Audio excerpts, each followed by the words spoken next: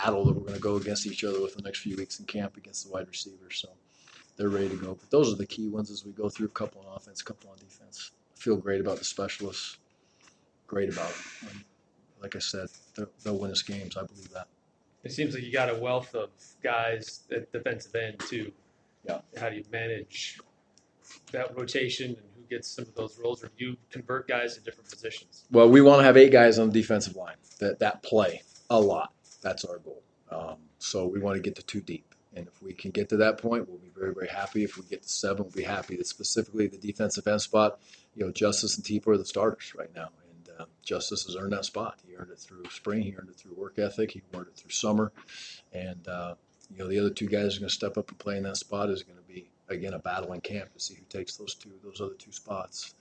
And it'll be very competitive, like you said. There's a number of kids. So, but the key is to find that mix of those best 8 guys, because we would love to rotate those guys, 60-40, 50-50. We really would. I think it's important to not just play those guys till the starters get tired and the other guys come in after 6 snaps. It's not that way. It's a rotation through series and keeping those kids fresh. As much as we're asking them to pass rush and as hard as we're asking them to play, it's impossible to say, go play 75 snaps. Can't do it, I don't think. So with David Woodward, you've coached a lot of good linebackers in your time. How does David Woodward kind of compare to some of the past linebackers at Utah State or even other places you've coached at? Yeah, the thing that David has that all of those linebackers have had is incredible instincts, things that you just don't coach. Their first initial read, their first initial step. David can also, like all those guys that have been with him in the past, can be physical as needed, but he can be very squirmy and hard to find and hard to catch in there. And that's what all of those other great linebackers about. Bobby was like that. The Boardman kid at Wisconsin was like that. Very difficult to deal with and find and catch. The 2 young men last year, Chase and Cody at Utah, were much like that also. They had tremendous speed on the field, strength as needed, and very physical and aggressive tacklers. You don't see guys get a lot of extra yardage when they tackle. And that is how David plays his game. I think the mental side of his game, as he's adjusted to this scheme, he understands that we will highlight him. He doesn't just accept that, he loves that. And so now, blitzer, we want him to be able to make some plays when behind the other side of the line of scrimmage when we're given the opportunity. There's times we're going to play some fronts that are designed to protect him and let those defensive linemen eat up the blocks.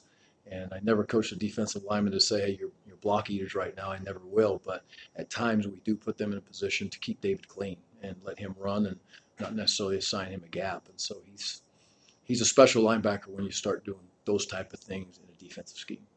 At the running back position, Gerald Bright obviously comes back. Who do you see following up, or is there a depth chart that starts with Gerald Bright?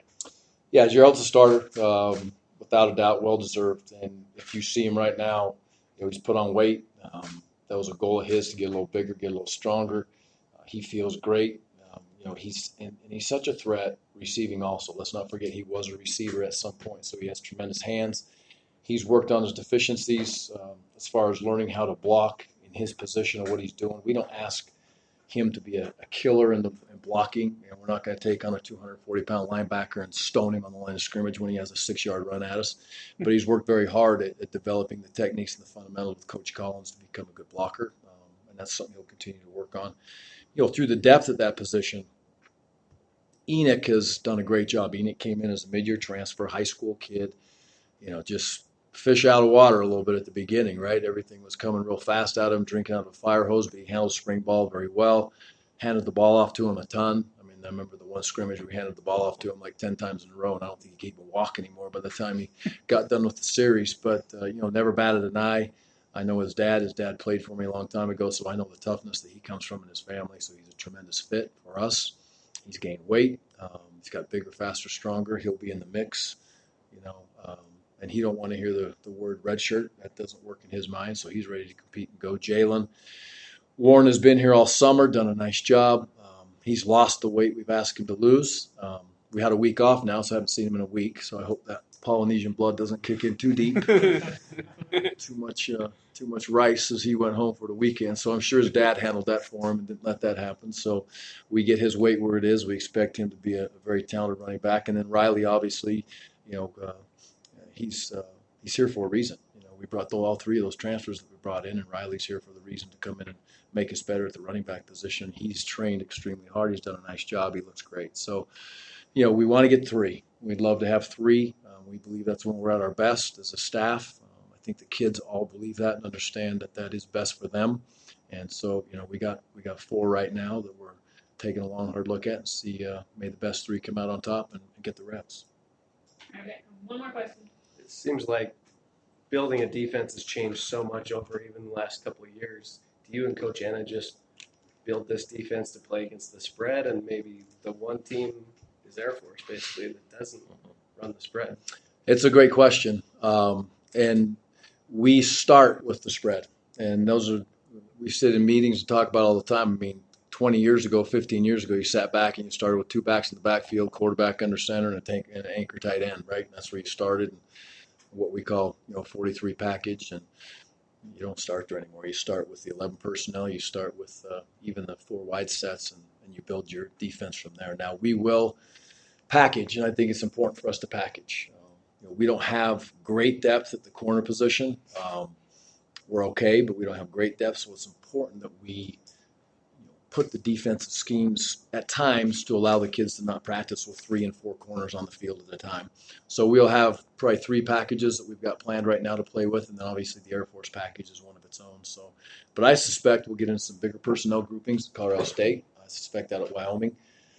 I know Coach Long said he's going to, be a spread team, but I have a hard time believing that they're not going to line up and throw some tight ends in there at times. So I'm sure we'll get a little bit bigger in that game, if we're setting. So. Yeah, this league has different schemes and different looks. But yes, it all starts with the spread, which is our nickel package, and then we kind of build it to the bigger groups as we go through. And we'll have tomorrow. We'll start with 2 defensive packages instead of just 1. All right. That's it. Thanks, Coach. Appreciate it. Thanks, guys. Go Aggies. Yeah. For now. Yeah, for now. Stay tuned. Something's gonna happen.